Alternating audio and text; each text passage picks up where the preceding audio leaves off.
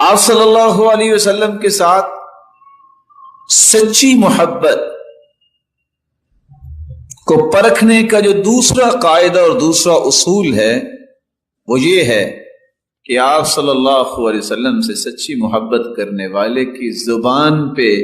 اس ہستی کی تعریفیں ہوتی ہیں، اس ہستی کے تذکرے ہوتے ہیں، اس ہستی کی سیرت کو بیان کرنا، اس ہستی کی سیرت کو لکھنا، اس ہستی کی سیرت کو پڑھنا، اس ہستی کی سیرت کو عام کرنا دنیا میں، یہ اس کا سب سے بہترین مشغلہ ہوتا ہے۔ وہ زبان خوش نصیب ہے جس پہ اللہ کے رسول کا تذکرہ ہے، وہ قلم خوش نصیب ہے کہ جس قلم سے محمد مصطفیٰ کا نام لکھا جائے۔ یہ محبت کا دوسرا اصول ہے۔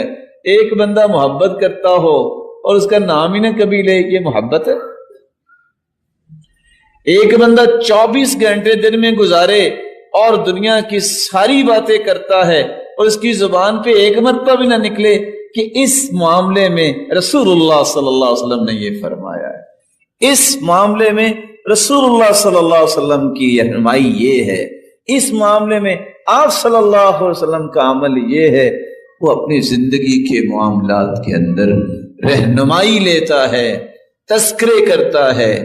اور ذکر کرتا ہے ان باتوں کا کہ جس کا تعلق رسول اکرم صلی اللہ علیہ وسلم سے ہے، جو آپ کی سیرت کو بیان نہیں کرتا، جو آپ کی سیرت کو اور اس کے ساتھ ساتھ آپ کے معمولات زندگی کو بیان کر کے لوگوں کو سمجھاتا نہیں ہے کہ یہ وہ ہستی ہے، یہ وہ پیرامیٹر ہے جس کو دیکھ کے ہمیں اپنی زندگی کے زاویے درست کرنے ہیں۔ محبت اس کی بھی سچی نہیں، ایک دعویٰ ہے، اور دعویٰ تو کوئی بندہ بھی کر سکتا۔ الدلیل علی المدعی، ویسے بھی جہاں دعوے کی باتیں لکھی جاتی ہیں حدیث کے اندر، وہاں یہ فیصلہ اللہ کے رسول نے دیا کہ دعویٰ کرنے والے کو دلیل تو دینی چاہیے نا۔ لو یعطى الناس بدعواهم، اگر سارے لوگوں کو دعوے کے مطابق دے دیا جائے تو دنیا میں عدل کیسے قائم ہوگا؟ کوئی بھی اٹھ کے کچھ بھی دعویٰ کر سکتا ہے۔ الدلیل علی المدعی، دلیل پیش کرے۔ دلیل یہ ہے، میری اگر محبت سچی ہے تو میری زبان پہ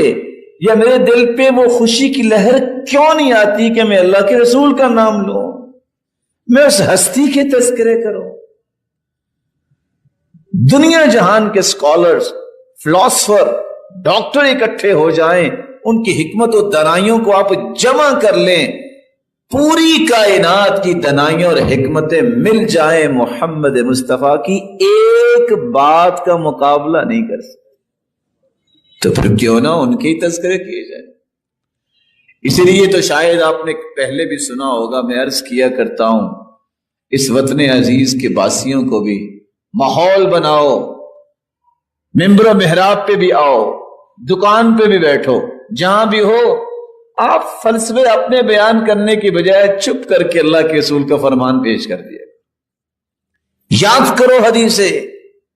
یاد کرو آپ کی سیرت کے تذکرے، جو تاثیر اللہ نے حدیث میں رکھی ہے، دنیا کی کسی طاقت کو یہ شرف حاصل نہیں ہے کہ ساری دنیا کی باتیں جمع کر لے، وہ تاثیر نہیں پیدا کر سکتی جو آپ کی زبان سے نکلے ہوئے کلمات میں اللہ نے مٹھاس اور شرینی اور تاثیر رکھی۔ وہ جب گفتگو کیا کرتے تو اس وقت جب وحی کا نزول ہوتا، زبان حرکت ہی نہیں کرتی تھی جب تک اللہ کا حکم نہ ہوتا، اس لیے اس زبان سے ایک حرف بھی غلط نہیں نکل سکتا۔ انسان جو ہے یہ تو دو باتیں کرے، اس میں 1.5 بات غلط بھی ہو سکتی ہے، 2 کی 2 غلط ہو سکتی ہیں۔ وہ ہستی وہ ہے جس کی پوری زندگی کو اللہ تعالیٰ نے اپنی حفاظت میں رکھا، اور قرآن نے یہ آیت نازل کر دی، وَالنَّجْمِ إِذَا هَوَى مَا ضَلَّ صَاحِبُكُمْ وَمَا غَوَى وَمَا يَنطِقُ عَنِ الْهَوَى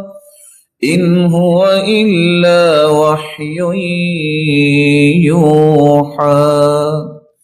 قسمیں اٹھانے کے بعد اللہ فرماتے ہیں وہ اپنی خواہش سے تو بولتے ہی نہیں تھے، ان هو الا وحی یوحا، وحی کا نزول ہوتا اور زبان حرکت میں آ جایا کرتی تھی۔ آپ کی سچی محبت کا یہ دوسرا تقاضا ہے، اور یہ دوسرا اصول ہے جس سے